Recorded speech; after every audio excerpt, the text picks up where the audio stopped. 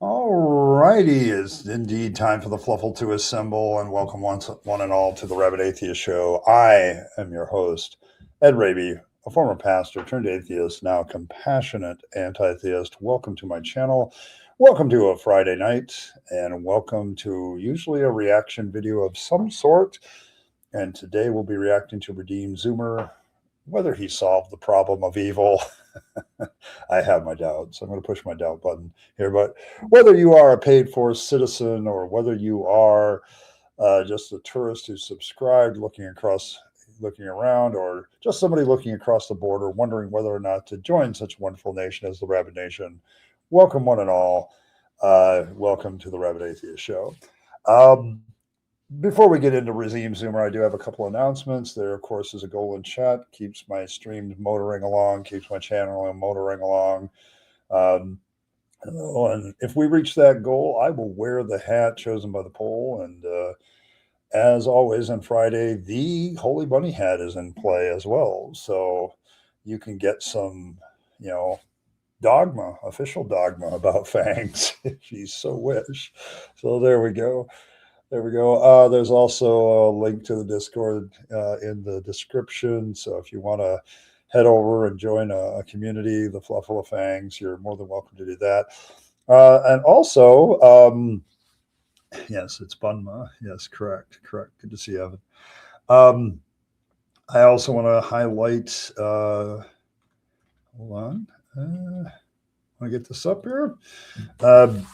I also want to highlight our fundraiser, the GoFundMe for IKE, trying to get her back into a more stable situation and a more healthy situation so she can do her job and do the things that she does for us better.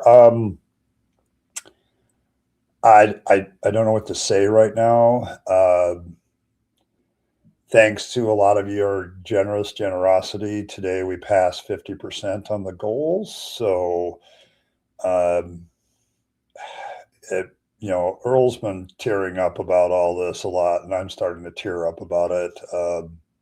Thank you so much. She's a very dear friend of mine, but also many of you are, beneficiaries of her art. Pretty much all the artwork I use during my shows is hers. I don't, unless it's one of the theists, that I'm reacting to, sort of thing. All the video work, all the stuff that she's done into my channel. I am just overwhelmed, and thank you very much. But we did fast 50% today, so we're at 56%. So getting closer to the end. We passed the halfway point, so it should be all downhill from here. So we need to get it in a very good way, I hope. Hopefully we'll get there very quickly and very easily. All right. Thank you for that. Let's see who's here. Fred is here. Good to see you, Fred. Yeah, you are back. Okay. All right. Let's see. Dragon Riders here. The Elder Gods have sent their emissary. That's always good. I always feel better when the emissary of the Elder Gods is here. Martin is here. Decibel is here. Good to see you, Decibel. Blossom's here. Sketchball. I don't know. Keeping membership. Back pocket. Okay, there. Okay, that's fine. Good to see a wolf. All right. And there she is. The wonderful, lovely, beautiful, smart, intelligent, lapping which our Lord naps. IKIlledEarl, one of the smartest women I know, and one who apparently the Fluffle loves very much. So there you go. See Odd Mod. Yeah, I think that's it. There we go. All right. Today on tap is Redeemed Zoomer. I was trying to remember the last time I did Redeemed Zoomer. I think I have a regular video, not a stream, where I think I did. I didn't get a chance to look it up before I came on today. But I think I did a video where I reacted to all of his arguments against atheism. So there you go. First time watching? Okay, that's good. I just, my channel when I live stream is a wonderful place. We have a lot of odd people here, so you'll fit right in. Okay. You are not out of place here. Okay. So there you go. But welcome one and all. So I did react, I think, to his arguments against atheism. This is a little bit different. This is Redeem Zoomer is responding to the problem of evil. So, and I'll give him credit. He gives it its due. Like it is a devastating problem to the Omni God. And so, see, yeah, you're in the right place. Yes. Hey, good to see you, Sandals. Yeah, and Ryan's here too. Good to see you too. All right. So, but Redeem Zoomer, I remember when I reacted to him last time, I think he had two annoying habits that drove me nuts. One was, I don't know, he's kind of a condescending kind of person. Like he talks down to people. Oh, you're betting, Storm. Good to see you, Storm. Yeah, you that's a pretty damn good guess. The other problem I had with him is he like thinks theology actually solves problems. Like he believes like if you just understand a little theology, you'd believe in God. And so so it's like there's that kind of it's an arrogance when I was a Christian, I kind of expect out of the reformed people. So definitely there. So here we go. So I'm going to get this started. I'll let Mr. Zoomer introduce the topic and we'll get going. Problem of evil is the biggest philosophical objection to Christianity. If God is all powerful and God is all good, why does he allow evil? Okay, so yes. All right. Now, the other thing I got to warn you with this video, I don't know how far we're going to get into it. There's the other thing that Redeem Zoomer does is he talks very, very fast. Like I don't know if he thinks he's going to a fire or he realizes he wrote so much that he has to speak very quickly to get it into a certain time frame.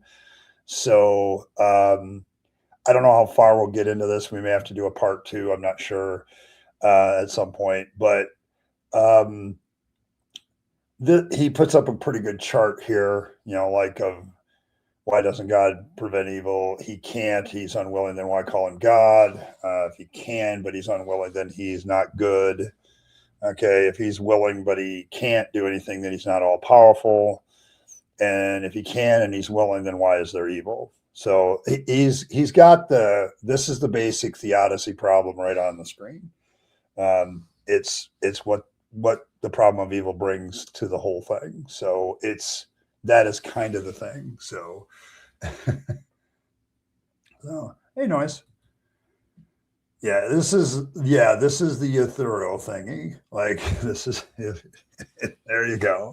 The ethereal thingy. There you go. So this is kind of what he's putting up there. So Many people have tried to answer this in different ways. The heretical Christian Science cult says that evil doesn't actually exist. It's just an illusion. okay. Another thing I got to warn you about throughout this video, he's going to call a bunch of people heretics. So, um, oh my goodness. Yeah, I mean, he framed the problem correctly. I'll give him that. But he yes, he's a heretic. Yes. But yeah, he's definitely framing the problem correctly. But he also has this if he disagrees with somebody, it's not just that they're wrong and he disagrees, they're a heretic. Like they are they're just straight up wrong. I could say this about Redeem Zoomer as having watched about half of this video already. That's why I say I'm not going to get all the way through it. There's too much to unpack sometimes at certain points. And he has a tendency to say, well, the Bible is my source of everything, but it's pretty clear that he's pretty close and pretty, like he puts Reformed theology in a very, very special place. So so there you go. Heretical unironic. Yes. Hey, Josh, good to see you. There are no true heretics. That's probably true. No, he's very reformed, like John Calvin reformed. We're going to see that in a bit. So he's dismissing the Christian Scientists because, that they basically diminish God, where God can't do anything about evil. Evil just exists. You think? I think the Bible says it's different depending on how you look at it. Well, the thing with Redeemed Zoomer, though, is if he doesn't agree with the view, it ends up being major theological error or heresy. Like, he has this arrogance that his theology is the correct one, and so everybody else is just wrong.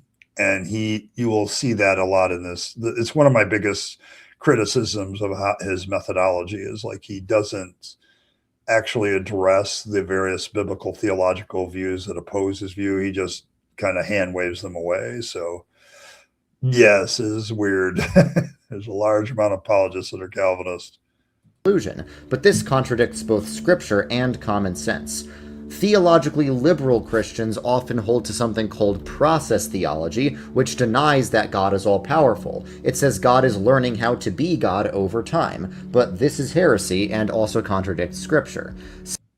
Okay, so yes, process theology is very much looking at the omnipotence of God and talks about how God is capable of growth in his power and his understanding of how to use his power, because through interaction with human beings and other beings that he's created.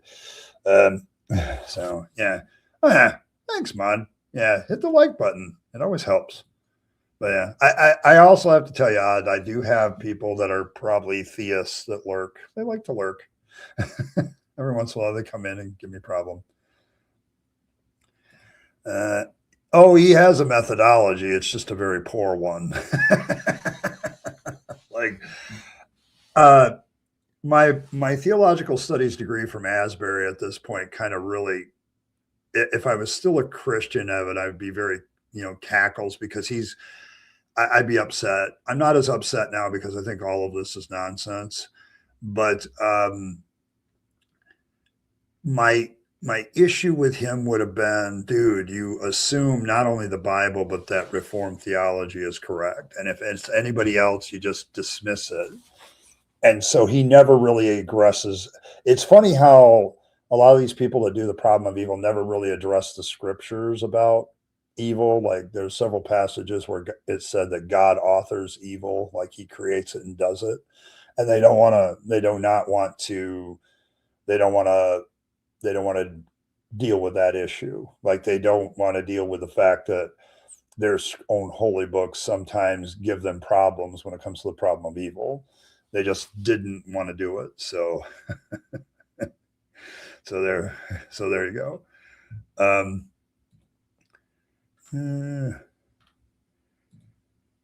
lot of hairs. He should get his eyes checked. Yes, he sees a lot of heresy. There's a lot of heresy in this one, Evan. Problem evil is a response to the claim of God being all only and all loving. But if suffering evil exists, given the former two claims, how can God be all loving? Yes, that's kind of what he's going through.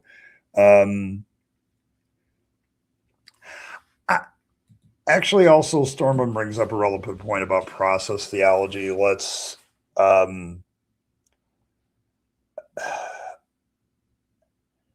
yeah, not sure how popular it is anymore, but it does attempt to answer the problem by getting rid of God being all powerful. So,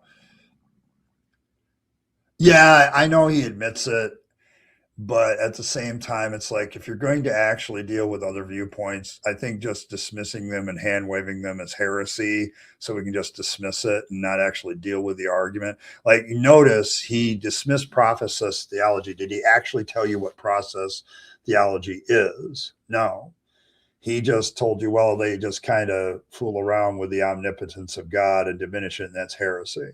So it's like, that's all he said about it. He never really addresses it, because to him, it's heresy out the gate. So we're not even going to consider it.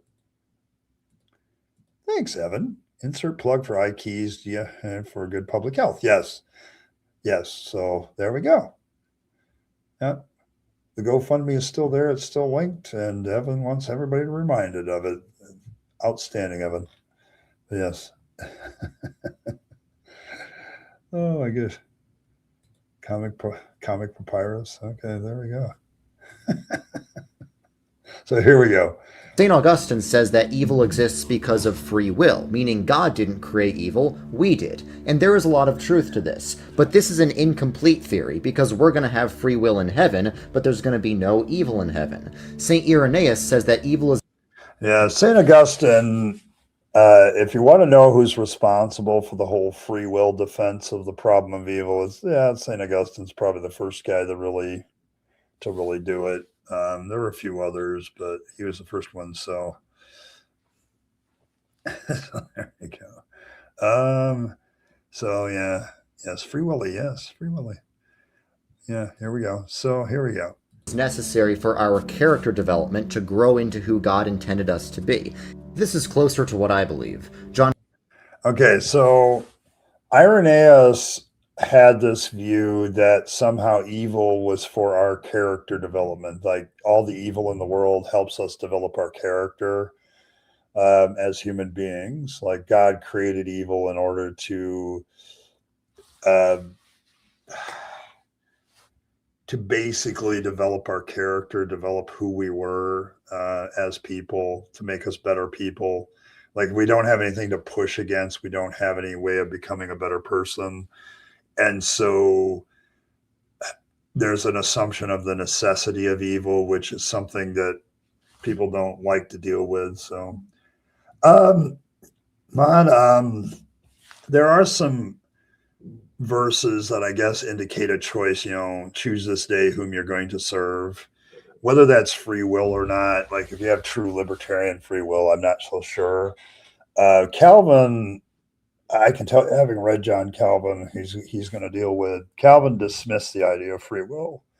Um, so there's all kinds of things there. So like very hard deterministic viewpoints of God too. So I always get amused when they accuse me as an atheist of being a hard determinist because of the universe, and I'm like, you have that problem in your own camp. Like Calvinists believe that too. So, right, doesn't need much more than they say X to justify accusations are given his audience. Yeah, that's probably true. But if you're giving here's the thing about certain subjects, though, Storman. If you're going to sit there and tell me that this solves the problem of evil, then I, as somebody who the problem of evil is very significant in my deconversion, because no matter how much I tried to do theology on it, it made God into something less than loving. Like if you're going to tackle this subject, it's going to be more than reformed theologian types that are going to come to your channel. Case in point, here we are. So logic and the coherence miss the story. So yeah, process of life matters doesn't even when babies die and miracles occur. Yes. Why the truck doesn't omni God need to be glorified? Sounds more like pathetic God to me. Yeah, we're going to get into that one deep. Yeah, it was significant for you too. Yeah, like I could never, I got a degree I have a Master of Arts degree in theology. So I studied this deep. I read, like everybody he's mentioned so far, I read some of their stuff when I was getting my degree. So it was like, I don't, it became very significant and for me to like lose all that stuff where I was like, damn it, I can't get God to be anybody but an asshole at some point. So we need content and PDF some struggle against. Yeah, that's pretty much it. Like you're trying to fix it. So stuff that indicates people make choices, but plenty more. God doesn't really care. Free will. Yeah, hardening of hearts. Alan, thank you so much. Appreciate it. Thank you so much. I appreciate that. Yeah, but we're having fun here today. Hey, Michael. But thank you very much. Monies. Yes, monies are always welcome here. It seems to be the one problem that both me and IKE constantly deal with. So, but yes, I definitely thank you so much. Appreciate you. Um, yeah, mythical during Pharaoh times. That's kind of the point I'm going to make here, because when he gives his actual view on his own defense of the problem of evil, it's his big weakness. So, I did leave Christianity over evil too, but yeah, it's like his problem is very much um, God needs something, and it's like, why does an omni God need anything? Like, why does it need worship? Why does it need anything? Like, there's no there's no getting around the problem for him, and he doesn't seem. The problem with Zoomer is he does not see this, so it's that issue every time. Um, let's see. How do they justify God demanding praise and glory when considering vanity is it? This is another problem with the defense that God uses evil to get greater worship. It's like, why does your God need to be stroked? Like, like if he's omni everything, he knows everything. Why does this God need worship? Like, it's kind of, it goes back to Star Trek. Why does God need a starship? Like, it's it shouldn't be a need. Yeah, heaven is another problem. Heaven and hell both talk about this. Like, how is that going to deal? How does free will solve the problem of evil? So, multiple sequels, really. Okay. Yeah, I think that's a pretty typical problem. This wasn't the most damning issue for me with the issue of God. The Omni God died for me while I was still a Christian. Like, I was very much a combination of open theism and process theology at the end of my Christian run, because I realized this problem killed it, but it still didn't solve it. So there you go. Okay. All right. Well, let's move on. He's going to talk about John Calvin here. Calvin says God allows evil because he is glorified in defeating it, and that God creates the world as a theater for his redemption. This is closest to what I believe. But what I believe is... Okay, so John Calvin is very much in the camp of God allows evil because then he gets glorified in defeating it. Um, his whole defense against the problem of evil basically revolves around this idea of God needs something to push against, which is really silly. Now, how see, it's not a very good Star Trek movie, admittedly. It is a great quote, though. Um, how weak is their God becomes the question. Like, how does this work? One of the problems here now, I'm going to jump like back an earlier comment. I think Fred made as well is, okay, God, there's a misunderstanding of the problem of evil. So let me give you a few examples. God needs a worm that enters into people's eyes and bores to the back of the eye and causes a person to go blind, including children, in order to have something to push against to be glorified. God needs the unnecessary suffering of animals in order to be glorified. God needs the little girl that gets essayed by her uncle for 5 years of her life in order to be glorified. Like, the real problem and what Redeem Zoomer is doing here that's absolutely detrimental to his case is he's absolutely diminishing what the problem of evil is on a certain level. He is avoiding the complete unnecessary suffering part of it. Like there's a whole bunch of shit that happens that does not seem to have a purpose at all. And he does not deal with it. Like he has dodged this problem right out the gate because he doesn't want to look into the face of the actual problem of evil. He doesn't want to look at the ugly garbage that's completely unnecessary suffering if a God exists, and at least the omni God, and he does not want to deal with it. He does not. He does what a lot of apologists do, and that is they soft soap the problem of evil, they straw man it, they diminish it down, and he's doing it right here. Because by putting it into a certain box and not, he's literally taking certain aspects of unnecessary suffering, the problem of evil, he's not even addressing them. He's like walking away there, he's getting away from them. And it's a very dishonest thing he's doing here. But what you're about to see has got to be one of the most stupid, make the problem worse kind of things that I've ever seen. And yes, John Calvin did it, Irenaeus did it, but the way he's going to put it, yeah, we're going to have a problem. Are you not entertained? Like that's what it is.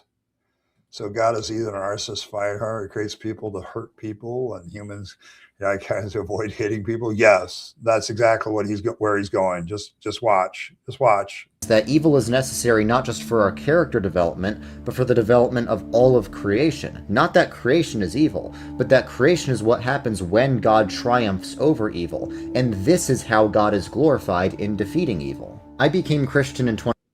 Okay, so did you hear all that? Basically, God interacts with his creation, and thus he becomes glorified more as he deals with the evil that he himself creates, because he's trying to avoid God being a creation of evil. But as many of you know, that contradicts verses of scripture. But he's basically saying, so there's that aspect of it. Like he's trying to avoid like all the problems that God must cause himself. He's like, no, God's just triumphing over evil. So it's like, yeah, it's the problem of pleasure variant in some ways. Does God make nicotine enjoyable to be addictive? Yeah, like that's another issue. He doesn't deal with this. See, one of the most baffling things to me is when people say this is the closest to what I believe.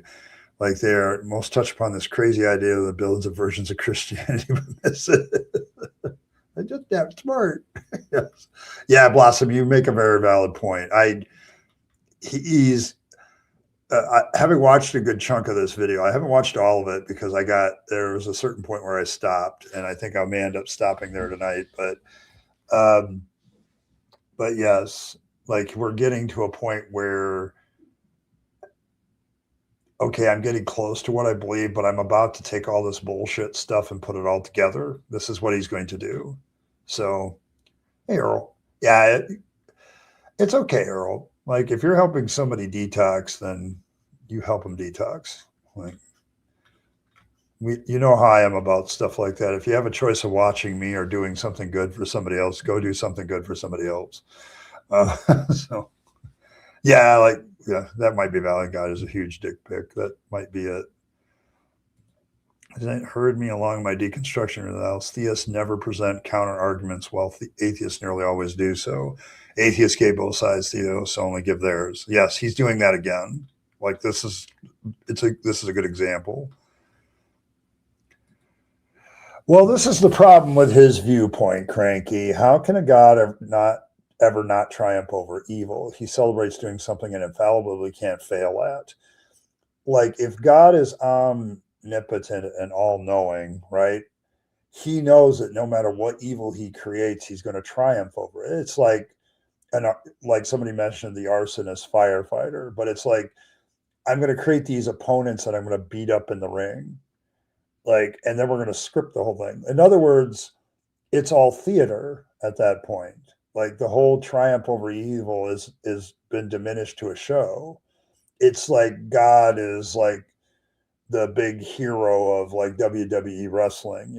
He's in there in the ring taking on all the heels, and he created all the heels, and he owns the company, and he scripted the script.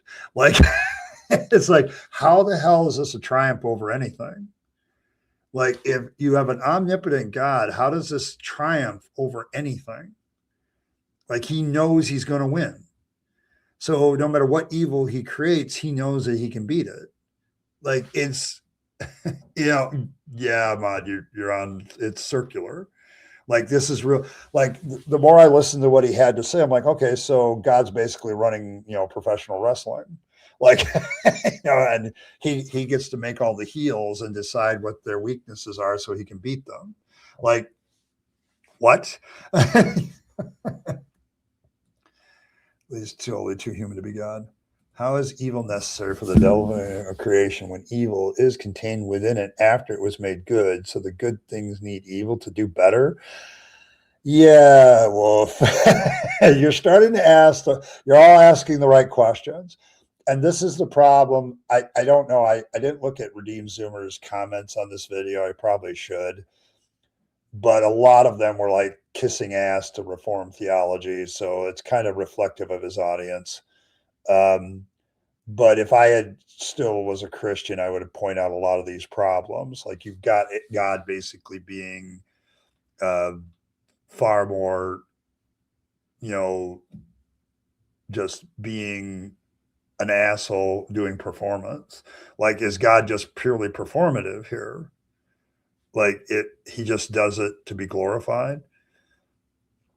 Evil exists for God to be clean, defeating it, and God is evil. Yes, that's kind of the point. Like, and Reformed theologians, I had this argument when I was a Christian with Reformed theologians, then your God is basically evil, and he isn't good. You guys, your defense literally just says, yeah, God's evil. Like, and they fight that because they have that assumption, and God is good all the time God is good. And so they still assume that God is good, but they never get to a point where they realize that their definition of good is evil. Like, there's a block there that you can't get through, Decibel. Like, they don't see how their theology makes God worse. Like, and my thumbnail said, like, I've solved the problem of evil, Redeem Zoomer might like, no, actually you make it worse, because now you have a God who is deliberately creating evil, suffering, unnecessary suffering, just so he can flex. Like, just so he can say, look at me flexing as I destroy this evil. Like, you are literally creating a theology where it's basically God is just engaged in some performative pantomime to show how awesome he is. Now you've given God an ego greater than John Calvin's ego, which is saying something. So I don't know.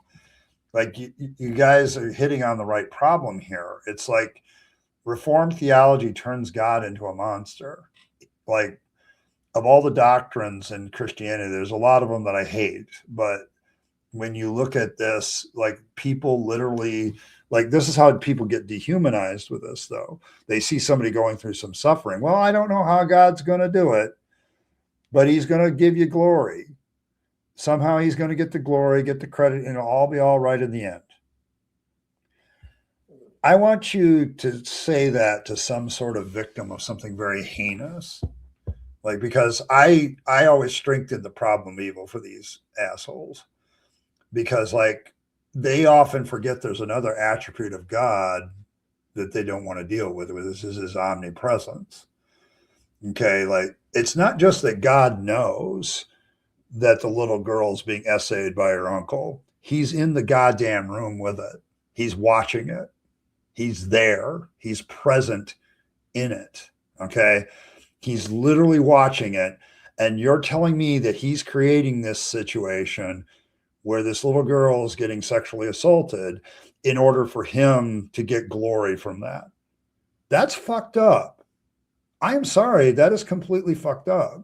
And this is where these people reduced they reduce the problem of evil to a point where it's manageable for them. So, yeah, God is off the bat right evil.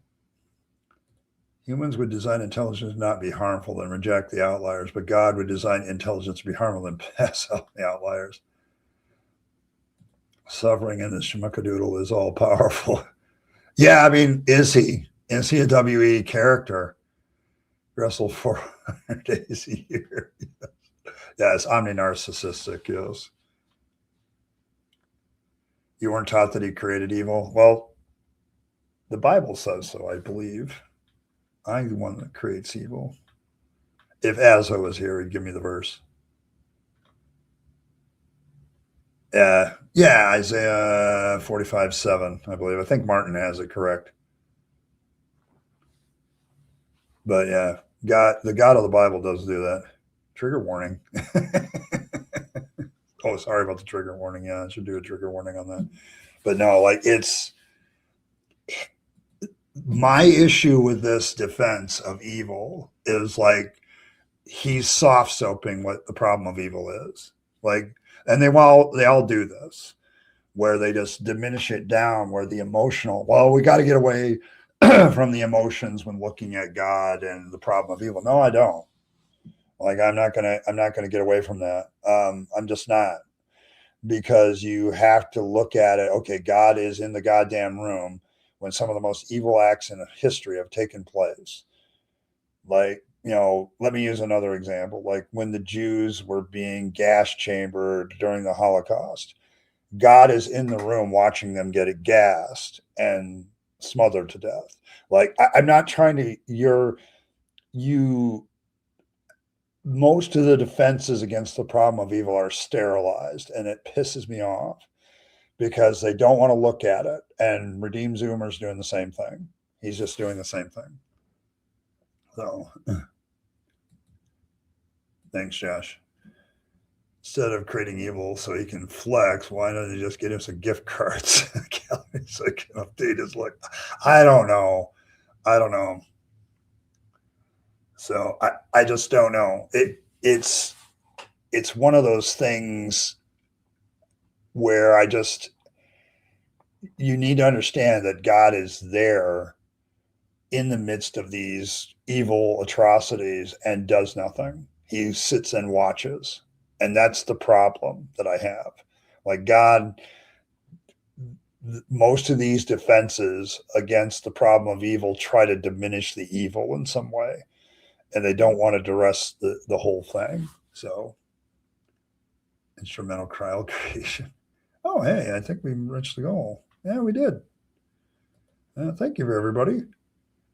Oh, and it's the Holy Bunny hat did not win. We the people won. All right, there we go. Earl. There we go. There we go. Means everyone. All right. So there you go.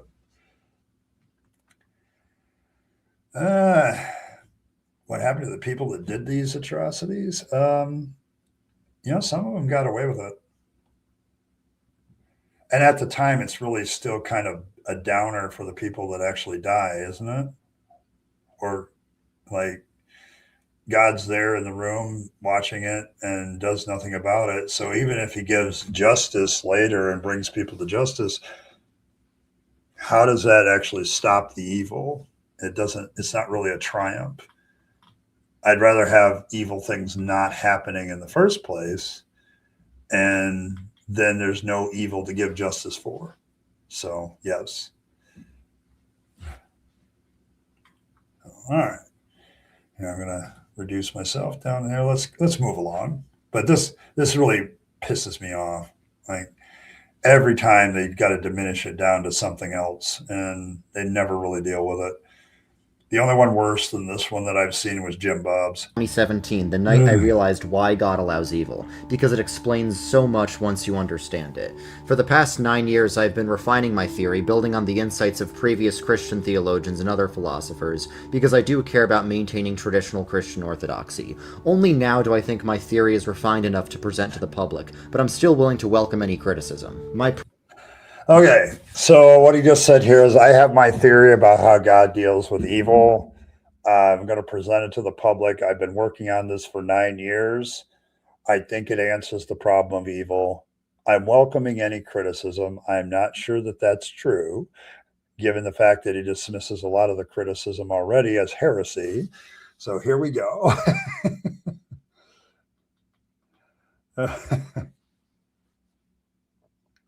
That God of humans, bigger or really smaller, like galaxies or atoms. Yeah, the child goes to hell if they stop believing too. So there's that part. Suffering and teaches. I don't know. And wants to bring back the theology that caused a lot of suffering in the past. Unacceptable. Yes. Is it, Brent? Do you really think he's the worst apologist? Like, listen. I mean, I'm going to tell you straight up, Brent. I do put Redeemed Zoomer in this high category of some of the worst apologetics there is, and mostly because he's stuck in a groove. Like, he can't get off the Reformed theology kick because he won't, and so his apologetics is laced with it. And I wouldn't mind so much, but he like has a fairly large following and people listen to what he has to say.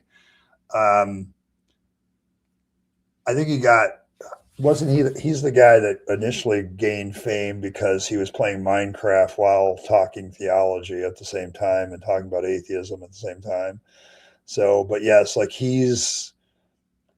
I don't know. I kind of agree with you because it's not just that, like the other apologists, I can see that they're numbskulls most of the time. This presentation sounds smart. The problem is it's not. But to a lot of people, Redeemed Zoomer has that absolute confidence of being an apologist. And then he has that condescending air that actually some people are attracted to. So, so I don't know. Maybe he did. Yeah, that's possible. But watching and having the power to stop it, like let's go to my essay example. God's sitting in the room; he has the power to stop it, but doesn't. He doesn't like it. He has the power to stop it, but he doesn't. If I'm sitting in that room in the same situation, I have the power to stop it. I don't like it, and I don't stop it. What kind of person do you think I am? But somehow we're going to give God a pass because he's God, because he's our hero. I doesn't, he's in the gas chamber, doesn't like what's going on in the gas chamber back in the, in the early 1940s, but doesn't do anything about it, but has the power to do something about it. What kind of God is that? Is he a good one? Yeah, it does. It does. He is lazy. Okay. All right. Smart, but lazy. All right. Currently playing Minecraft. Okay, good. A lot of people play Minecraft. Yes, God is Nero. Yeah. Always beat me to it. Okay. Well, there you go. I'm just saying, like, well, yeah, but technically, are we left to our own devices if God's in the room and he has the power to stop it? We're not really left to our own devices, are we? We're letting God is allowing it to happen. And I'm sorry, I think that just makes God really a prick. So if that's the case. Like if I'm in the room and I could stop an evil from happening to somebody innocent, I would do it. Like, but somehow God is the all powerful, all loving God, and he can't make it happen. It's just really weird. So, all right, for Earl. So Christians are supposed to be one of mine. for Jesus' prayer. Can't Christians ever have personal theodicies and the like? Yeah, I mean they can. I think, Decibel, the issue with most Christians is they don't want to do that much thinking. Like he's going to make a statement that I'm actually going to agree with in a little bit, and that's kind of a problem. So there you go.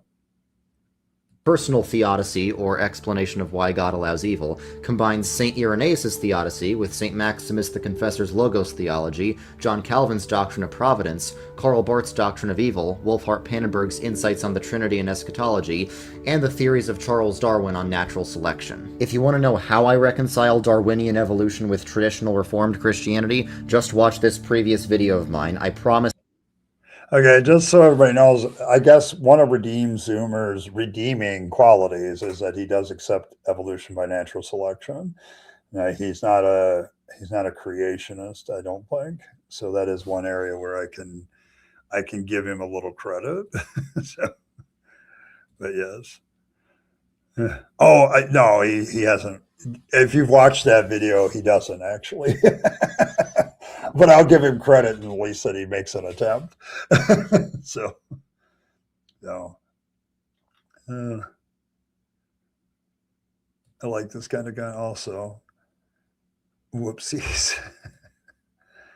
Watch the reaction to the very video is mentioning evolution absolutely contradicts the Bible because its claims the Bible rides kinds is inaccurate scientifically. Okay, so could give us better devices. Hey, Native, good to see you. But yeah, so I don't know if what he does there. This is one of those videos I didn't watch. I just kind of I know that some people give him credit because he's at least acknowledging evolution is there. But he uses it in this video in a different way. So we'll see. Your objections are answered there. But first, only a small percentage of people who watch my videos are actually subscribed, so if you want to see more, consider subscribing. It's free and you can always change your mind. If you liked the video, make sure to click the like button, and if you didn't, make sure to click the dislike button twice. Now, I have to admit that click the dislike button twice thing is a good line. I'm going to start using it. All right. God is glorified in defeating evil. The first thing you gotta understand is that God can permit evil temporarily if it leads to a greater good, and God is more glorified by defeating evil than by evil just never having existed. The heroes of all the best stories are only heroes because of the villains they defeat. If I wrote a story about a man...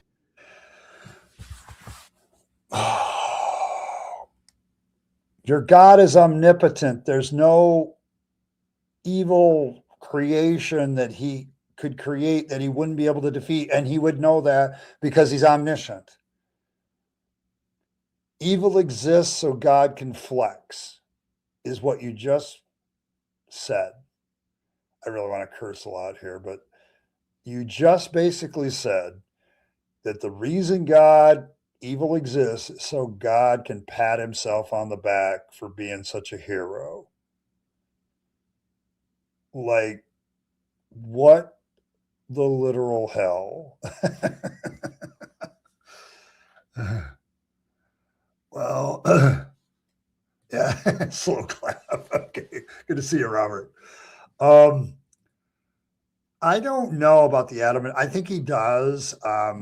Some creationists, some people that are old Earth creationists, look at the story of Adam and Eve and they say, okay, God created all these human beings. There's all these hominid species. And then 6,000 years ago, then God created a special man and a special woman to be his act of redemption. There are some people that hold that view and reconcile it. So it can be done. I mean, you can reconcile anything if you have a good imagination. But yes, I think there's probably some sort of idea in his head that we have this, there was this humanity that was created in chapter 1, and then later on he creates Adam and Eve as a special creation, and that's how things happen. There's some of those that do exist. So there you go. Science is anything except for chemistry. Chemistry sucks. Okay. That's why God made the devil, so he can have an awesome bad guy. Yeah, like this is his defense. Like it's his defense of the problem of evil. This is where he stays. Um, it's all about and it's very, very John Calvin, Reformed, Irenaeus, mixing that a little bit with a few other people that he mentioned, where it's like God gets to flex because he beats evil that he creates. Like it's just really weird. Why would they need firefighters? Is it really an argument? Yes. Yes, it's really his argument. It's like if damaging fires never occur, why would we need firefighters? Like, why, if we don't have damaging fires in the first place, we wouldn't need firefighters and we wouldn't have to waste resources fighting fires.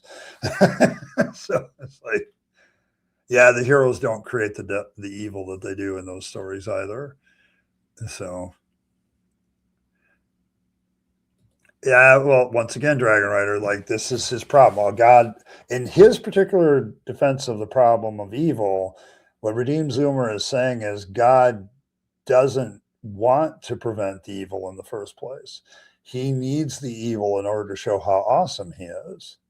So he can be glorified, so he can be raised up. Like this is the argument the Redeemed Zoomer is making, is like God needs evil in order to show how good he is.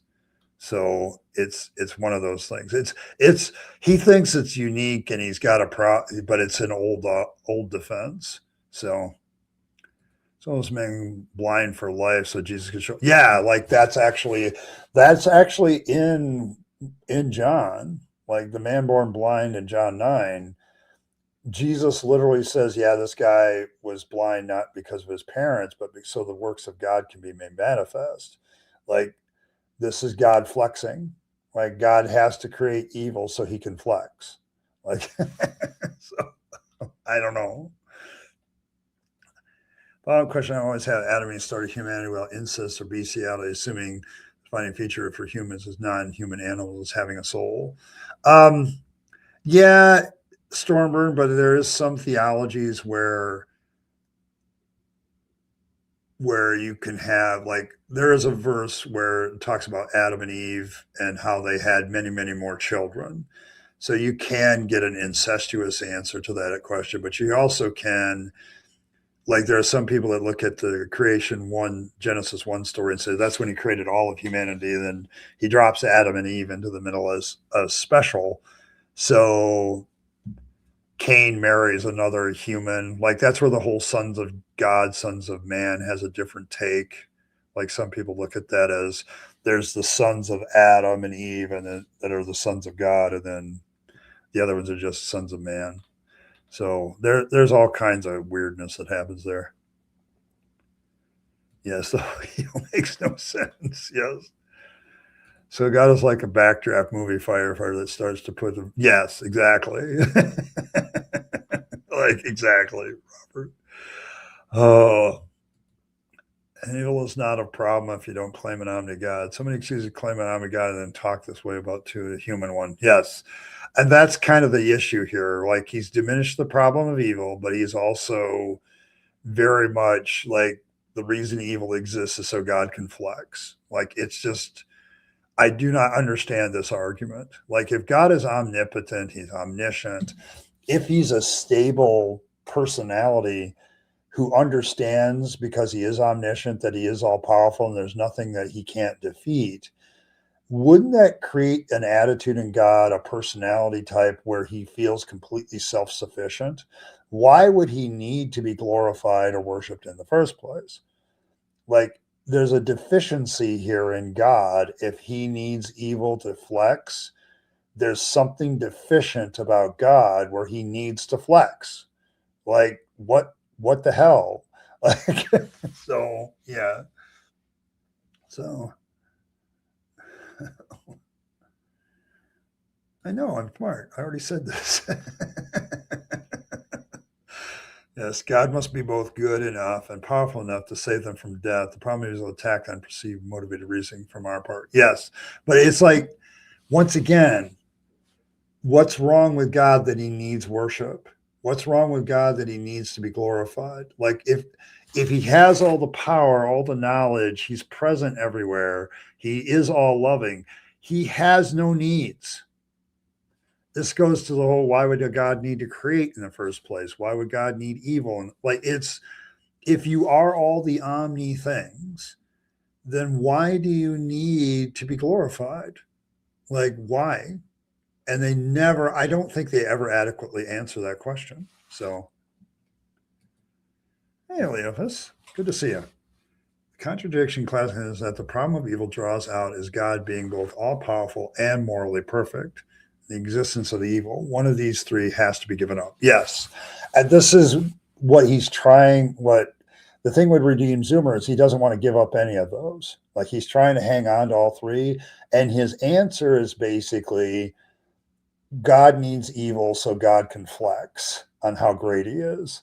Like it's so we keep the omnipotence and omniscience of God. We keep his all loving nature, right?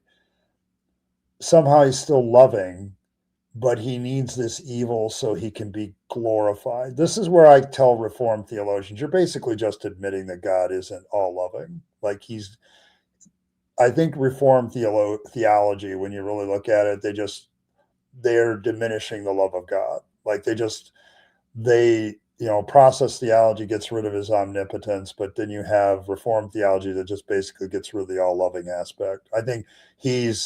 I think God in Reformed theology, they're just kind of putting God in a way where, okay, so God isn't all loving, like that he's about himself. Like at the end of the day, if it's a choice between saving a human and getting glorified, God's going to pick being glorified.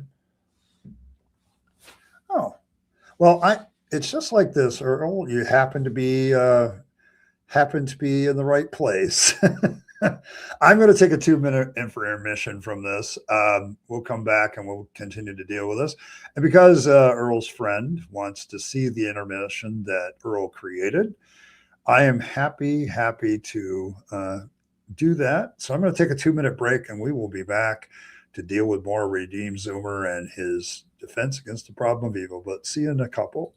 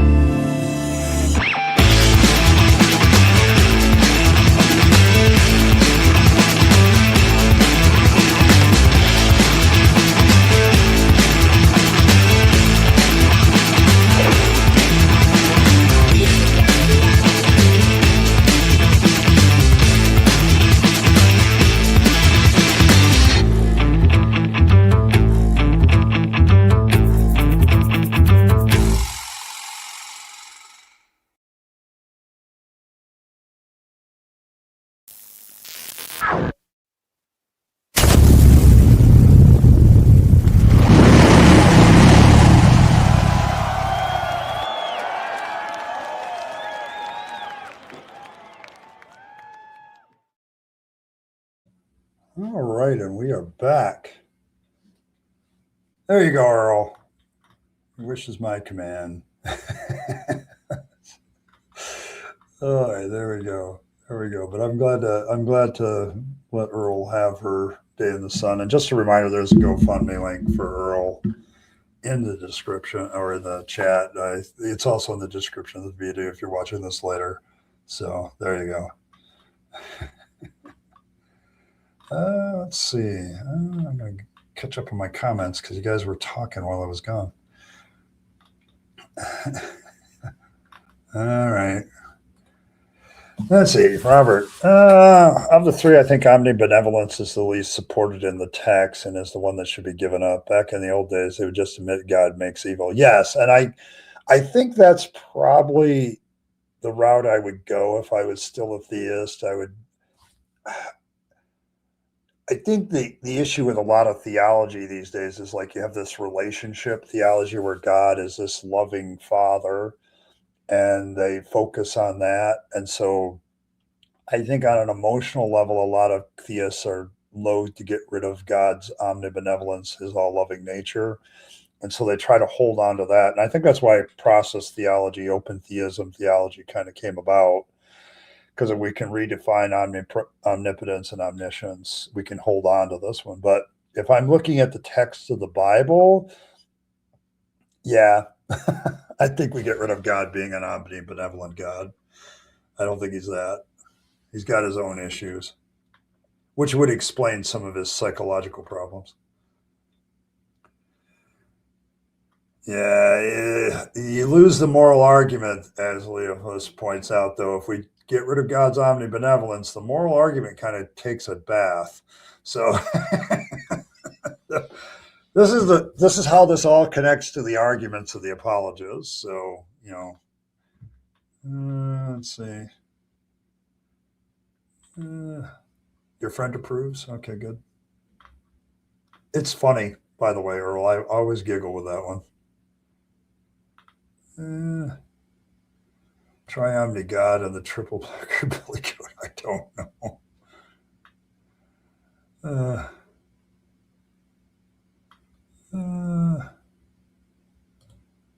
And we're doing this stream, but I got to go. Okay, yeah, go ahead, man. Yeah, if you come by anytime. Like I'm on probably. I think I'm going to start taking Wednesdays off and maybe just do a premiere of a video on Wednesday because I need the day off to do some writing. But at the same time, I'm on 4 days a week, so 7:00 Eastern Standard USA. So if you need a place to hang out, we're always welcome to have people hang out. The moral argument is already broken, but yes, I know it is. But if you give up God's omnibenevolence, you absolutely destroy the moral argument because God is then no longer the standard of morality. Like if he's the standard of what is moral, you get rid of that just by dumping it. So yes. I answer my God allows children to die, agony, thirst, disease, cancer, and unfortunately I see no convincing evidence of such. Yes.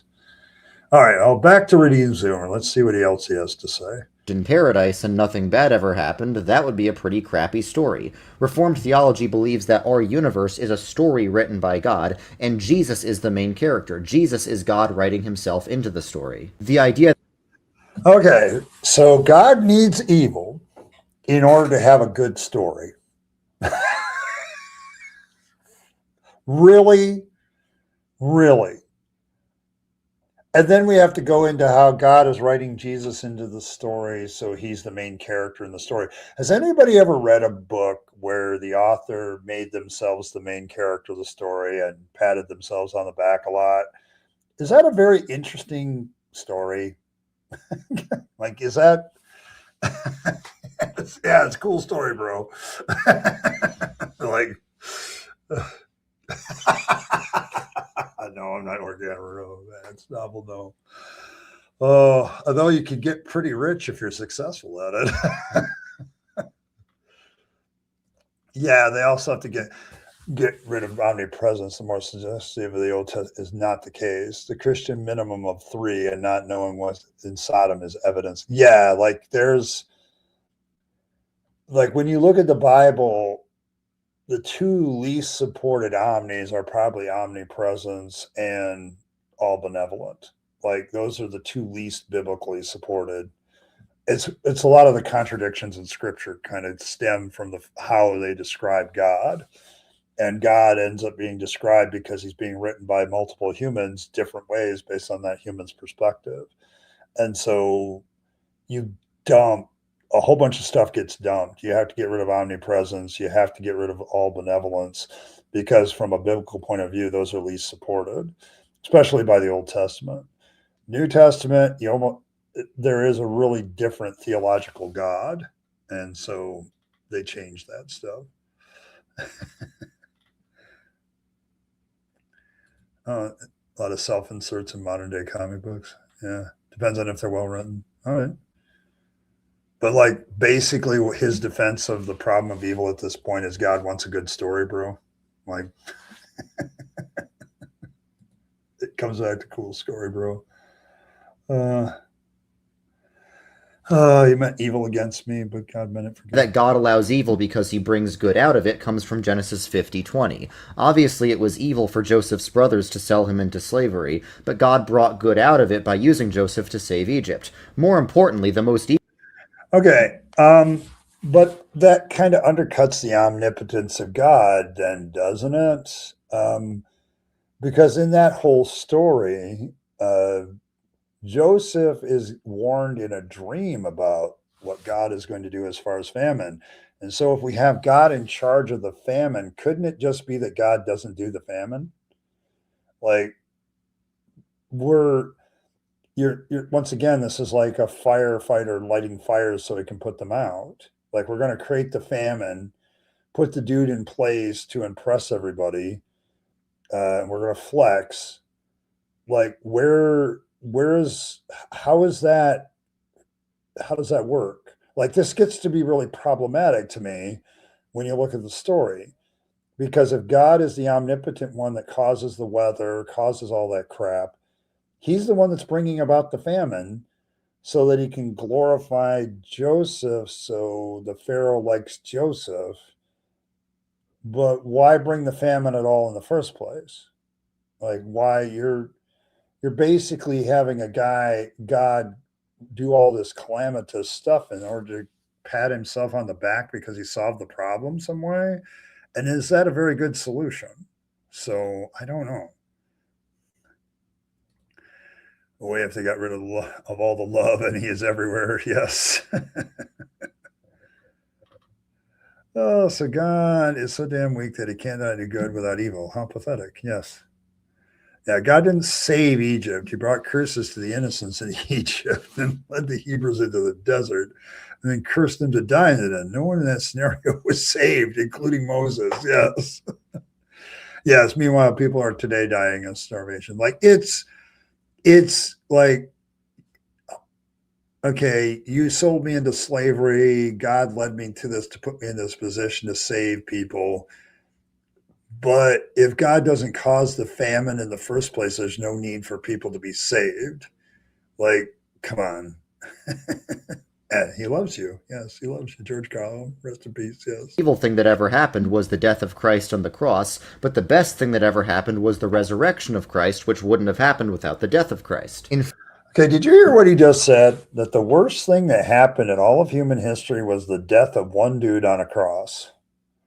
Like the death of Jesus Christ was the worst thing that has ever happened in history.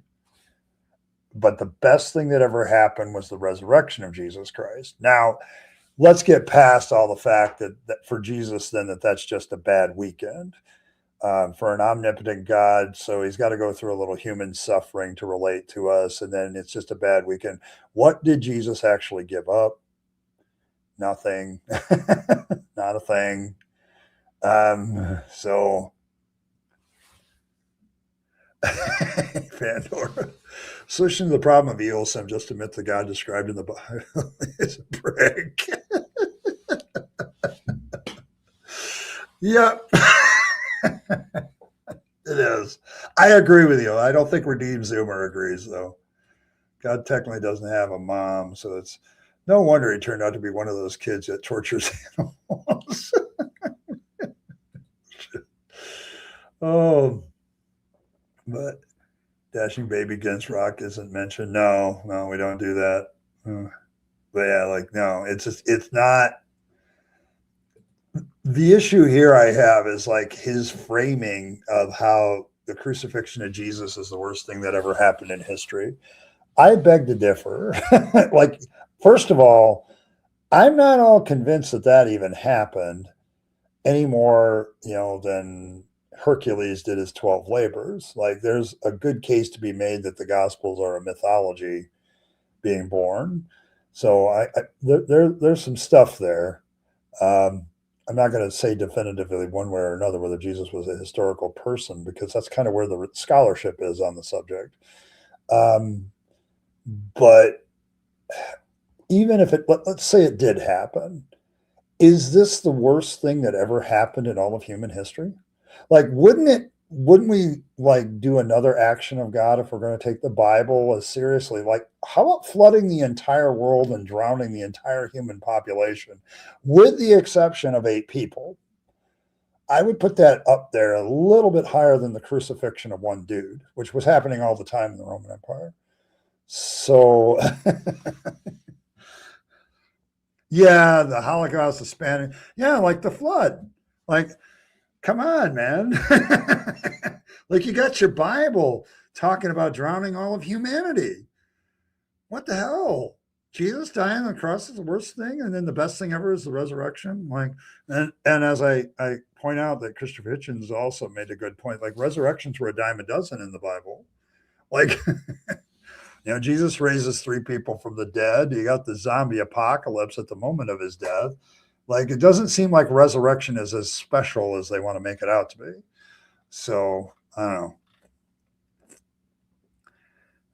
God needs to apologize and go back to the void and let life go on living as. I mean, we're in an earth that is similar than Jesus' supposed execution that doesn't hold a candle to any of it. Doom Zoomer needs to get a grip on reality, yes.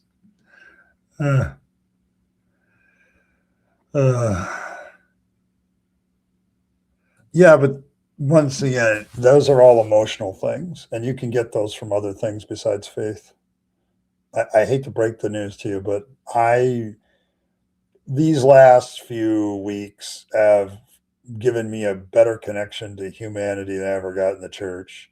I've just been watching like my whole community rally around one of our own and help her out, get out of a jam. And to me, that gives me a far better sense of belonging and being in the world than I ever got in church. So, and I was a pastor for 20 years. So there's that. So I would have thought that from Christian perspective, the worst thing that happened was a woman eating fruit. Yeah, it's valid. That's a valid one, Pandora. That is valid. But yeah, like, if the fall is like the event that caused all the problems, why is Redeemed Zoomer saying that the crucifixion of Jesus is the worst thing that ever happened? Like, no, you'd have to go back to the fall and then the whole. I mean, I would have put it differently as a Christian. I would have said the crucifixion of Jesus was a bad thing, but it brought about the resurrection. I would never have classified it as the worst thing ever to happen. I would have gone back to the fall. The worst thing that ever happened was Adam and Eve eating the fruit. Like, you make a valid point, but no, not to Redeem Zoomer. Yeah, that could be the worst thing if that's what God wanted. Yeah, I suppose. But then once again, we got the same with the crucifixion of Jesus. It's what God wanted to happen. I got to crucify my own kid, you know. So, so yeah, God deciding to create then. Like, this leads to the whole theological questions of what is the worst, what is the thing in the history of the Bible. But yeah, there's just nothing. In fact, the first thing God ever did was call light out of the darkness. This can be explained musically. In music, a consonant chord where the notes fit together sounds good. But what sounds even better is when a dissonant chord where the notes don't fit together resolves to a consonant chord. This is Talk about diminishing the problem of evil to a dissonant chord, really? You do know that there's larger, bigger problems than the dissonant chord, right? When you're creating music, music gets created in such a way that, it's designed to sound good together. but I would never equate a dissonant chord with the problem of evil. Like, that is a complete bad analogy. That's awful. Oh, there you go. Good solution, disconnecting from the friends is connect. I'm 35, and before moving 2 years ago, I had lunch with a friend for 2 months in a row. It's possible. Yeah.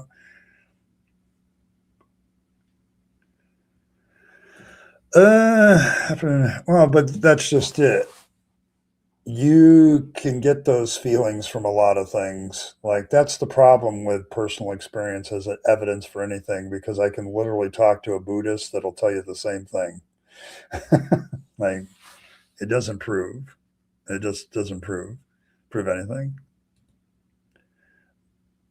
The first thing God's supposed to do to create the heavens and the earth. Yeah, well, yeah, supposedly.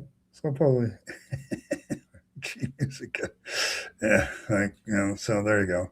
A good enough explanation of evil for the average Christian. God allows evil so he can display his redemption. So you could stop watching here, but if you want, you can take this much deeper and connect it to all of creation. Because this process of God bringing good out of evil is not only how God accomplishes redemption, but also how God accomplishes creation.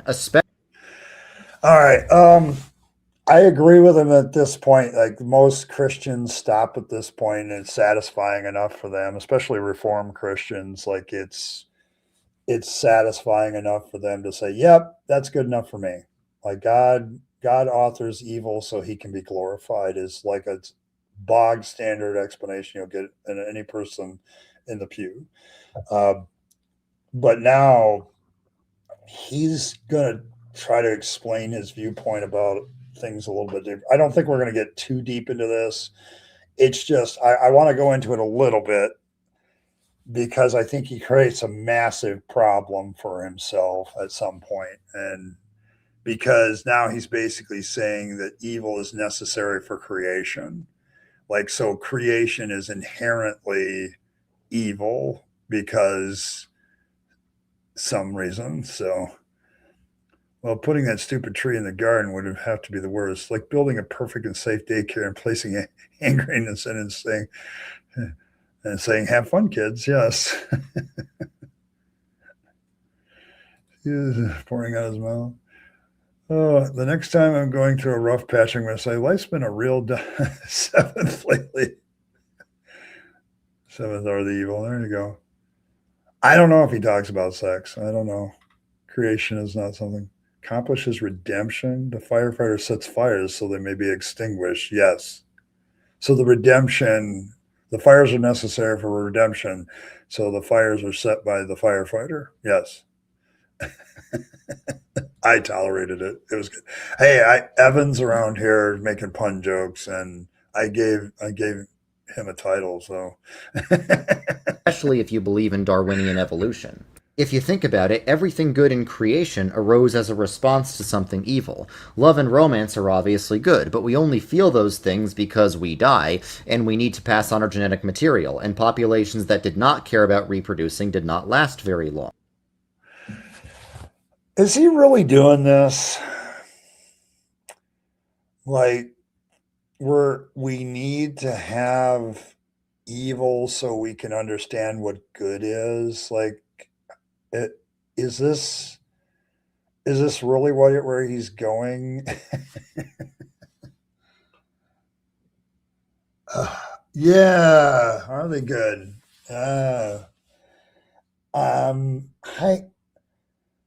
I don't know there, Redeem Zoomer. Like, if you're heading down the line, I think you are. There's a lot of arguments that could be had. If you're going to bring Darwinian evolution into this, I think you need to justify it. So, I'm not sure. Well, let's continue. The pleasure of eating food is obviously good, but we only evolved to have that because people who didn't care about eating would starve to death. Friendship is one of the greatest joys of life, but we evolved to care about that because populations that couldn't get along would be eaten alive. As Christians, All right, so he's trying to throw like a Darwinian ethics, moral development into this, and then saying that it's God. The problem I have with all of his analogies, like, even whether they're true or not, I could question too, but every single one of these doesn't need a God. Like it doesn't need one. So, oh yeah, I mean, I know what you're saying. I know what you're saying. Evolution is the creation model that is most consistent with the gospel and overreaching narrative of scripture. Relevant quote from his. Oh, really? Oh, Redeemed Zoomer, I swear to God. I know he's young, but he really shows it with this argumentation. Like, you need to go read other books besides Reformed theology. Would an eternal life be good if there was no death? Yeah, like it's, I don't know.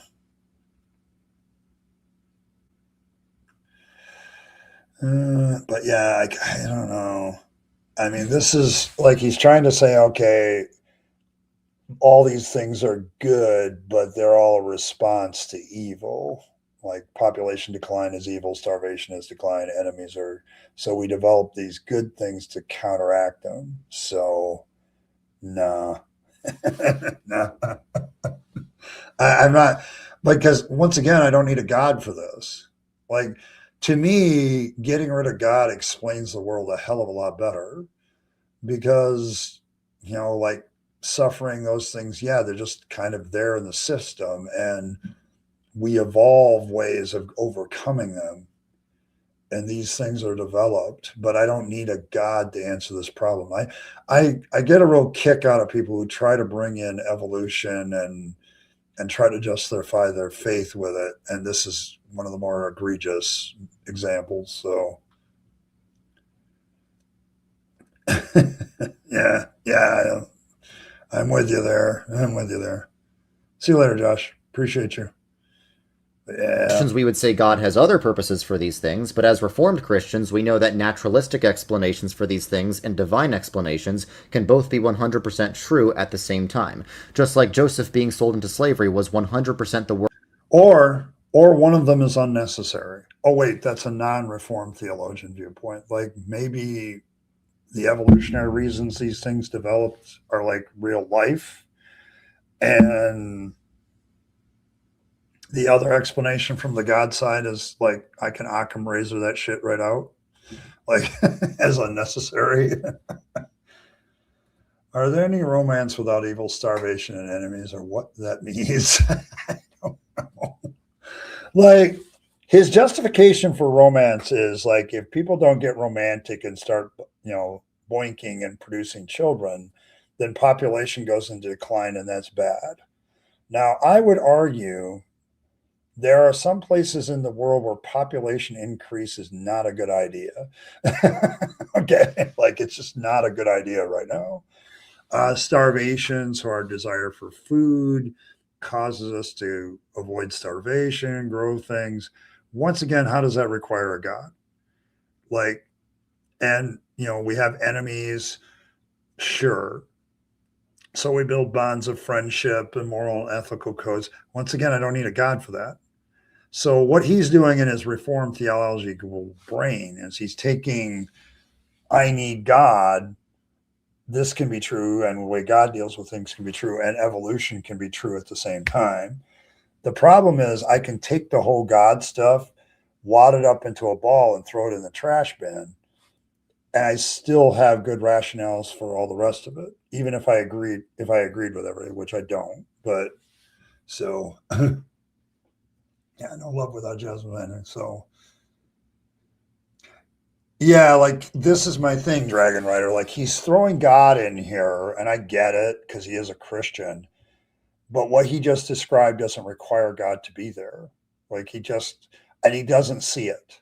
Like that's the thing about a lot of Christian apologists. They just can't fathom the idea that maybe these things are the way they are and God isn't needed as an explanation. Like they just don't need it. So if God doesn't exist and life's just another, then why it would be the difference in the world? Good, evil. God needs to shit happen. What's the Yeah, like exactly.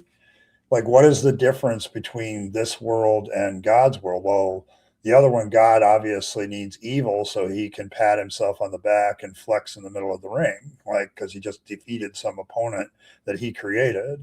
Like, yeah, it's like, that's the difference. So we're just going to expand the lore and the mythology, basically, is what we're doing. Like, that's all that's happening here with this response to evil. He's not actually even really dealing with evil or the problem of evil at this point. He's just trying to reconcile two ideas. He's not even talking about how, he's trying to get there, I think, but it's a really horrible way to do it. I mean, it's just, I don't think he realizes that this is, I would say as a guy with a theological studies degree, and if I could put my Christian hat back on, I would say this is lousy theology. Like, you're trying to justify God allowing evil in the world by just, God needs to flex. God needs to get glorified. God needs to be Hulk Hogan and, running wild on you. Like, he just, I don't know. Like, this doesn't seem to really solve the problem. And I don't think he sees it. So, and if he's been working on this for 9 years, it's like, dude, go back to the best. So, well, I mean, what is evil? Who decides? I don't know. I think humanity has certain things that they consider evil and suffering. I don't accept evil as a noun. So, my more thing would be to describe evil actions. If an action is harmful, causes a lowering in well-being, I would call that evil, if you will, or non-good. And if it does the opposite, if it brings about good well-being and prosperity and things like that, it's a good action. So, and I think humanity decides these things kind of together. It's a social construct thing, and we're constantly evaluating it. So,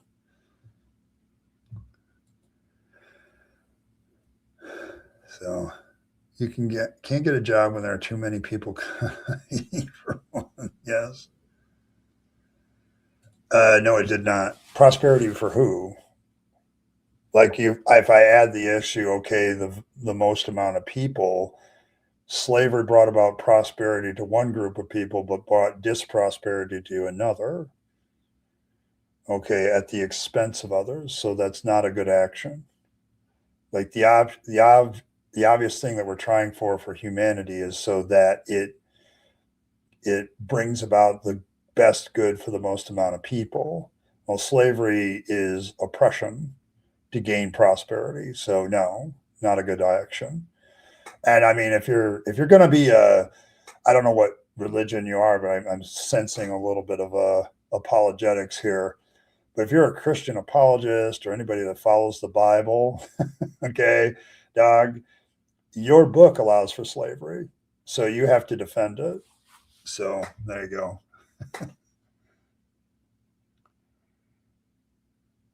Yeah, people decided based on their understanding of morality. I would argue that's probably true. Morality is something that we have created to increase our survival as a species.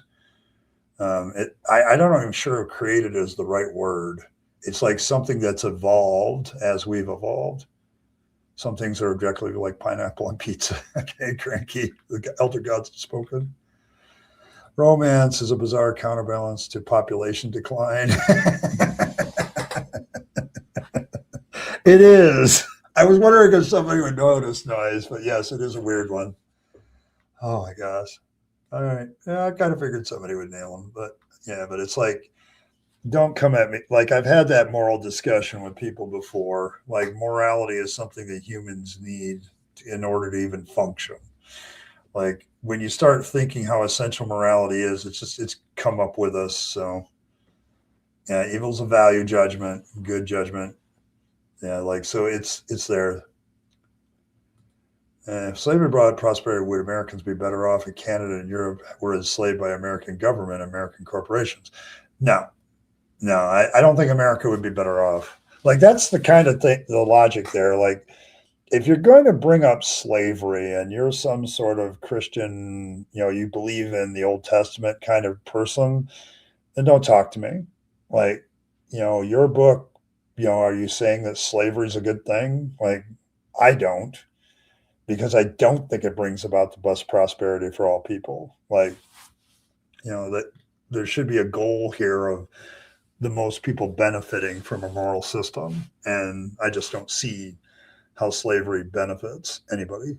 So, and even really the people that benefit from it, there's a constant moral dissonance about how wrong that is. Like, I there's a lot of people that say, oh, if you didn't have God, you'd just do whatever you want. I'm like, no, I wouldn't. Because if I harm somebody, I feel really genuinely bad about that. That's bad for my psychology. So I don't know. I don't get these people. Like, this is not a good argument, guys. So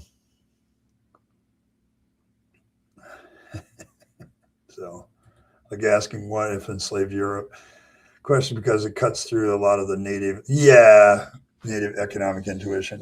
No, I don't think so. Good and evil are similar to hot and cold spectrums, and the gradients are subjective, but the extremes are less debatable. Yeah. Like and that's because morality is subjective and in constant process. So to me, it's like there's always, like, we learn stuff as a species and we get better. Like, to me, this is a better idea of why there's quote unquote evil and quote unquote good in the world. It's because it's our value judgment about what that is. You throw God in there, then good is only defined as what God says is good. And so if he says to genocide a group of people, that's good. If he says it's okay to enslave people, that's good. What really bothers me about a lot of apologists on the issue of slavery is, if they were really believing in their book, they should be defending the idea of slavery as being a good thing. They should be doing that. And they do that kind of a sort of way. Well, it's indentured servitude and people paid off their debts. I think we can find a better way for people to pay off their debts without enslaving them. And that's not the reason why most slavery was done throughout human history. So, yeah, slaves are terrible customers. They're awful customers. They can't buy anything. Like, that's an economic argument, by the way, against slavery. Like, when you have slaves, those people aren't really benefiting the economy other than on the production side. Okay. They don't create like a customer base or anything. Like, if you get rid of the whole slavery notion, you actually get more prosperity out of it. So yeah, like there's an argument to be made, like, now we have willing slaves where people just work in a certain system. The economic argument is that's at least better than the alternative. But yeah, there's still some work. I don't know about that.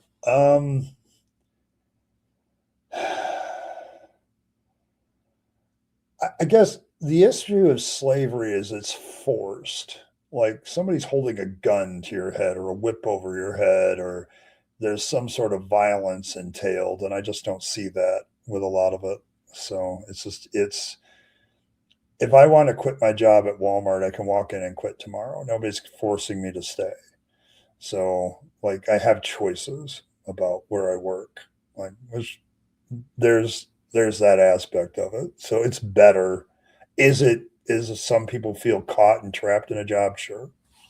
So, all right. I don't know.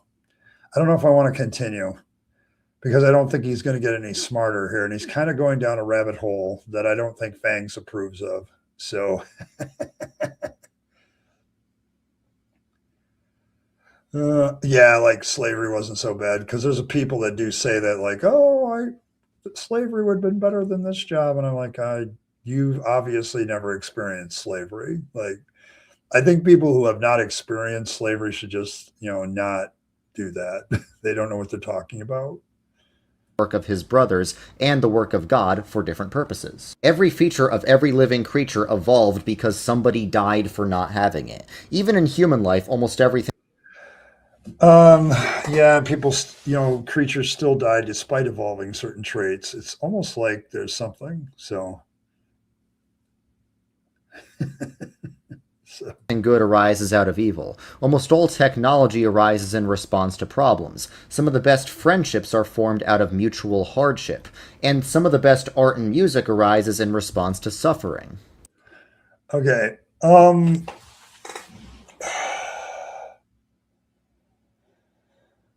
All of those things. I'm going to go back here just a tad. Okay, let's see. Let's see if I can stop. Arises in response to problems. Some of the best friendships are formed out of mutual hardship. And some of the best art and music arises in response to suffering. Yes, but here's the thing with all of that. Um, yeah, like dying isn't evil per se. Like it's just something that happens. I think I've come to terms with that as an atheist. Like dying is just something that's going to happen. Um, but if we were to take this to its logical conclusion, eventually we would find a way to overcome death. Yeah, like everything I don't like is evil. Um, it's just, I don't know. Like, yes, technology is often a response to problems, but the problems aren't necessarily causing unnecessary suffering. Yes, you can have hardship, and that brings about some friendships together, but you can also build friendships without the hardship. Like, and suffering leads to art and music. It's like unnecessary suffering is still unnecessary. Like, there's things that happen, people, innocents die, they're abused, all of it's unnecessary. Like, once again, this is soft soaping the problem of evil. You're like avoiding looking into the dark abyss. And that's what Redeemed Zoomer's doing here. He's like looking at all the benefits around the edge of the problem of evil, but he's not looking into the abyss where you realize that there's a lot of suffering, there's a lot of hardship and problems that don't get overcome and are unnecessary. And I think that's where I kind of lose him. So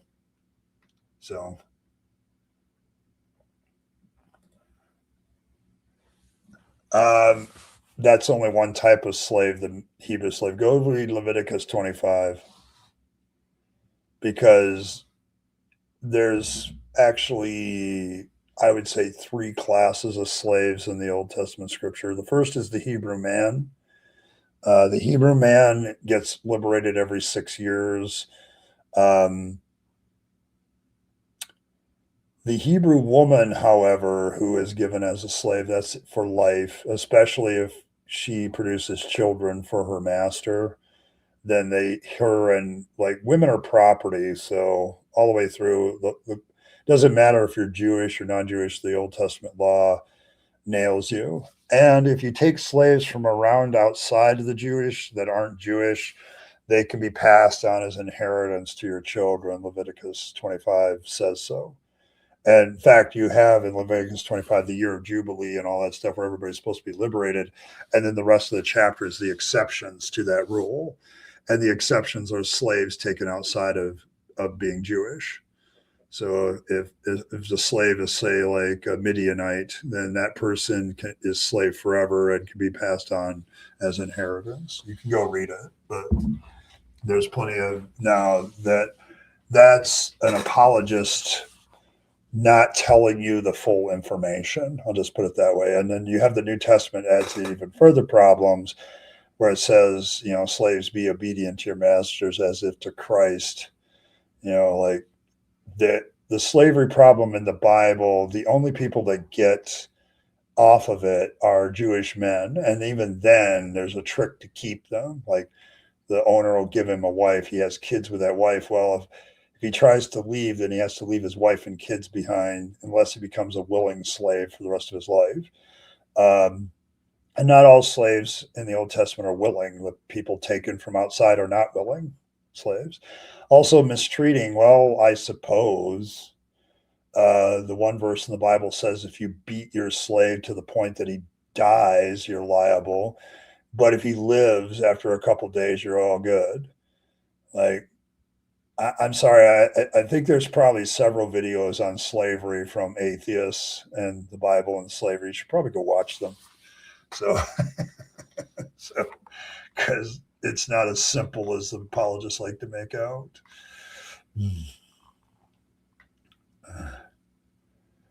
some sort of bullshit, but it's only some, yes.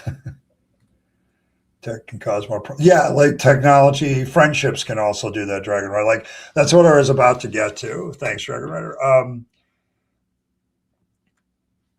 All of those things, technology, friendship, art, music, can also cause problems. Okay.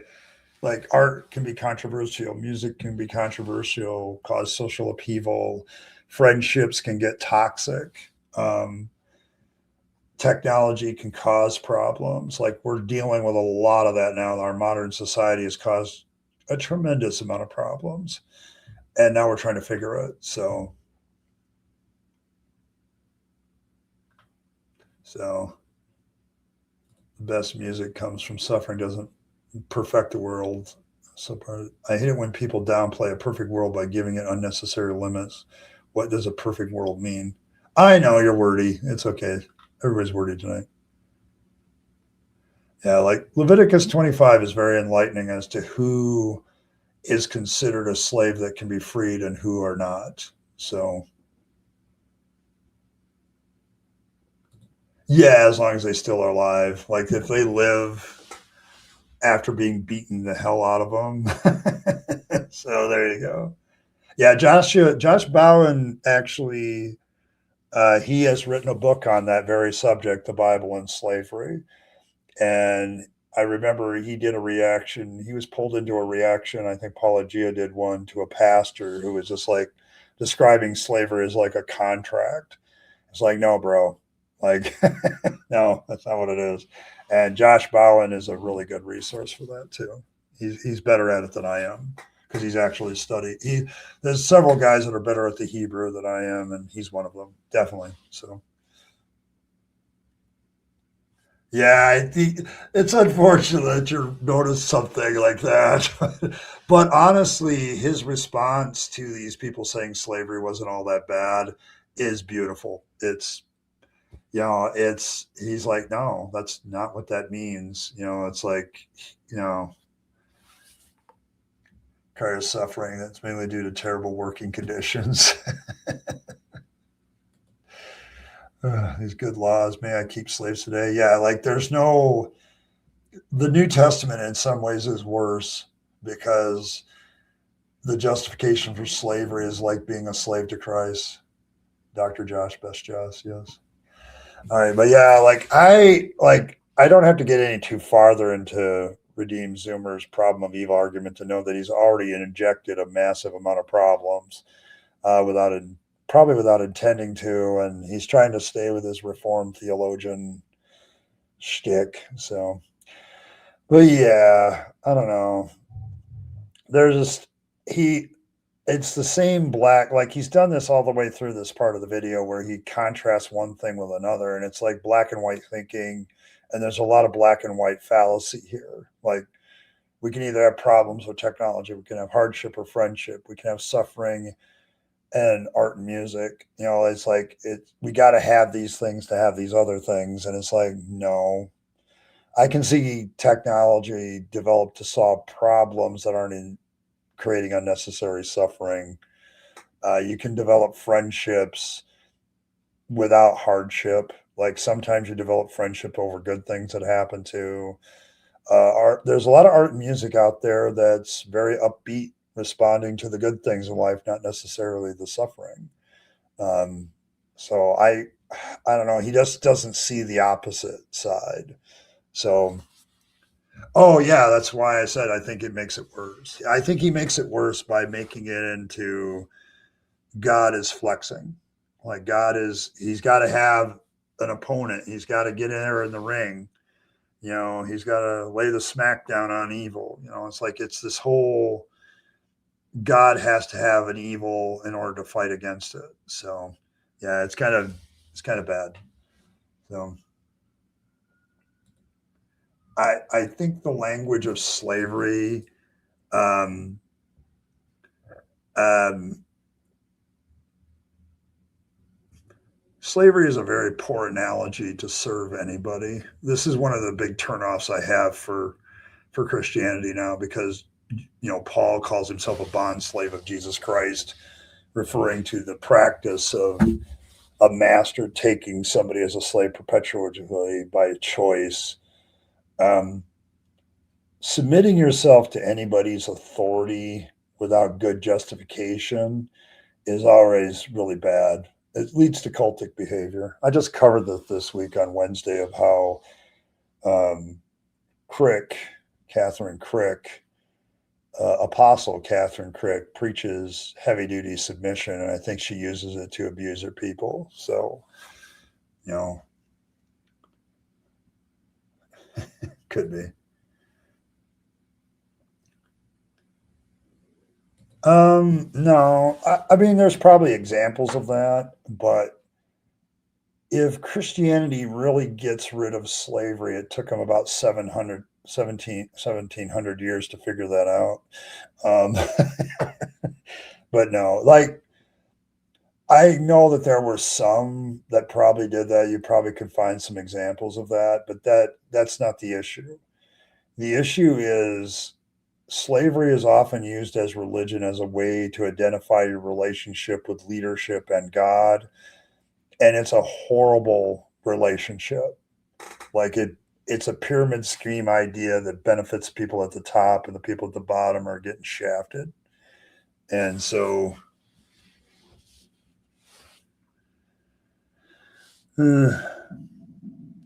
yeah, because that's the other thing. Like you're selling yourself. Like in America, if you sold yourself as a Christian to free other slaves, you'd be selling yourself to other Christians. Like the vast majority of people back then were Christians in the United States. So yeah, they were saving slaves from other Christians. So it's like, it's not like for years, Christianity justified slavery because it was in the Bible. Like they justified it using the Old Testament, New Testament passages that talk about slavery. They emphasize those. Um, like there's, the biggest one that I have in my head is like Exodus 20, where the slaves are freed. They get out of Egypt. Exodus 21, we're already creating rules on how they can own slaves. So it's like slavery is supported by the Bible, it's endorsed by the Bible, and it's lousy. So, I don't know. Like that's kind of where I kind of get rid of it. So, as far as dealing with Redeemed Zoomer on that same line, let's look at history then. So, he would be able to justify slavery because it brought about greater economic prosperity.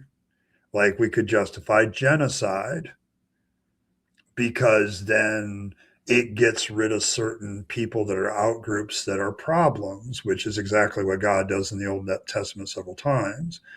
Uh, he can justify um, exploitation of women, okay, because it leads to a stable society where women are submitted to men, and therefore, like, he's putting up some pretty good ones here, but if he looks at his own Bible, then he can justify some pretty morally heinous things with this view. So it's like uh, I don't know. I feel like there's a justification here that could be done if I could go a little bit farther with it. Like, and this is what I was talking about when I say he's soft-softening the problem of evil, because he's not delving into it deep enough to realize that, yes, there's some things beyond problems, hardship, and suffering that we would consider more evil, but based on this methodology, I could justify them. I can justify slavery, like the one guy tried to say, get to today already. Like, well, slavery was brought people. Yeah, it also brought people non-prosperity that were slaves. Like, you got to be able to see both sides of it. Like, you got a genocide. Oh yeah, that solved the problem of having to fight those guys for the next 1,000 years. Yeah, but it was pretty bad for the people that were genocided. Like, it's like it's you got to get this is the problem with this kind of religious thinking and dealing with the problem of evil is they never dive deep enough into what evil actually constitutes in order to deal with the problem. And I don't think Zoomer has given me anything here other than to make it worse. Okay, it makes it worse. All right, I think I'm kind of done with him. I may pick this up again some other time, but I think I'm done with him for the evening because he talks so fast and he puts out so much shit, and it's like, God damn it, like slow down. So yeah, but that's true of any group of people. I'm going to submit to you something here. Atheists can be bad people, and they often have to stop other atheists from mistreating people. I can do that with human beings. Let's just say, how about humans can be bad people and often have to stop other humans from mistreating people.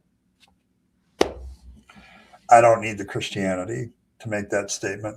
I can also make this statement that I've seen a lot of human beings do a lot of good things for human beings in the name of their religion, but they don't really need the religion to do good things.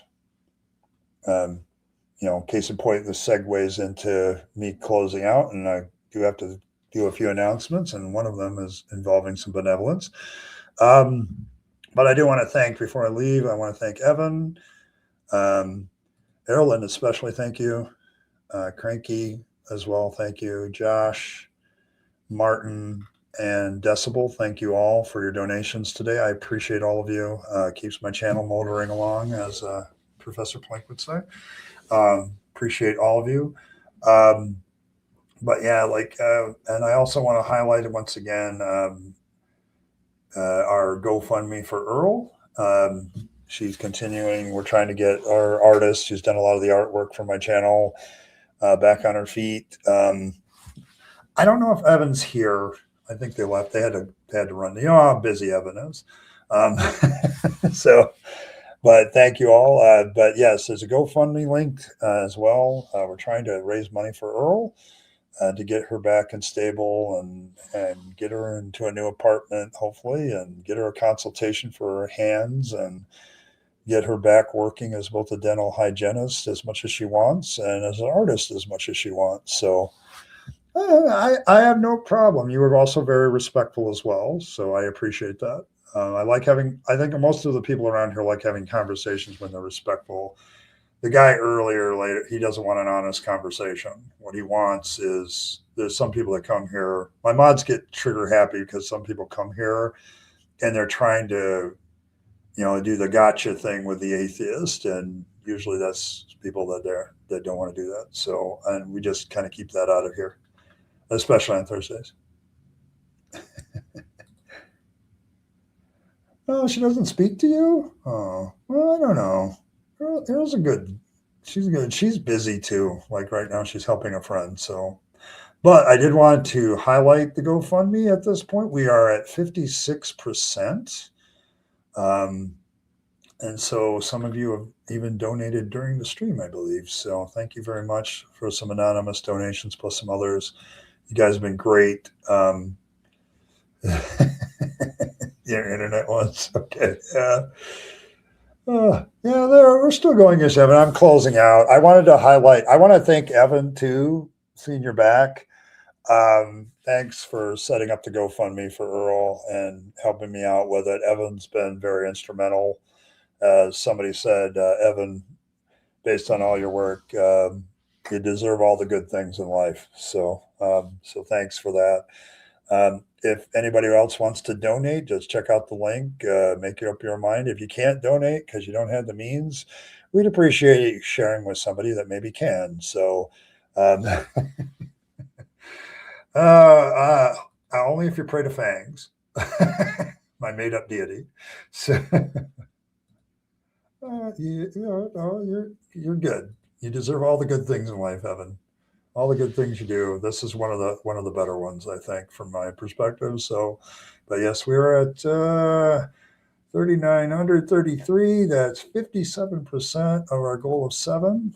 So thank you very much. Appreciate all of that. So, I think I'll be back on Monday, 7 p.m. Eastern Standard Time. We'll have another fireside chat. I don't know what the topic will be, but we'll get to that. I'm going to try to get stuff done during the weekend, so all my streams are set up.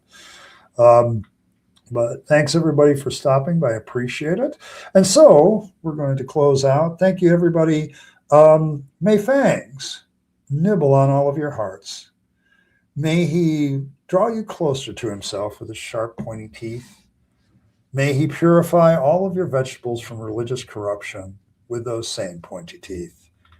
If you're looking for a warm fuzzy in your religious life and you need a religion for warm fuzzy purposes, I can think of no better way to get warm fuzzies than look into the picture done by our prophetic artist, IKIlledEarl, and look into the deep eyes of the godlet Fangs. And you'll get all the warm fuzzies you'll ever need from a religion ever. If you need a religious ritual, all you need to do is circumcise a carrot, place it on your stash or anything else you find valuable. It will protect the stash, maybe. Results vary. Like all religious rituals, results vary. He may take the carrot instead of the stash, the most holy of vegetables, or he may take the stash, or he may take both, or neither. So there you go. There you go. Beware the lies and the vibes of the apologists. They're out there. They just go on vibes, lies. Also remember when it comes to your stash that Judge Fangs is looking for legal means to take your stash, so check your local laws. So yes, poor mutilated vegetables. No. They only have two small teeth marks. So yeah, coming to the end, Earl. I am. I got tired of Redeem Zoomer. He hurts my head. I need to take a break. Also, beware the presuppositionals out there. The presuppositional opossums are everywhere. So take care of yourselves. Avoid them. Keep away from them. So, so there you go. Oh, good to see you, Ember. A little bit lady. Poor mutilated vegetables. I'm so sorry. Yeah, you feel that way. No, they just have two small holes. You know, the poor vegetables, they deal with the religious corruption better. So, but thanks everybody. So, I mean, as always, live your best life. You only get one go around and then it's over. So make sure you take all your time, your money, your opportunities, give them to yourself, the people you love and care for, and to make this a better world. You'll be happier if you do. And don't waste them on the trappings of religion and faith, because that's a dead end. I speak from experience. And as always, folks, thanks for stopping by. And I will catch you all again Monday at 7 p.m. Eastern for another fireside chat. We'll see you all then.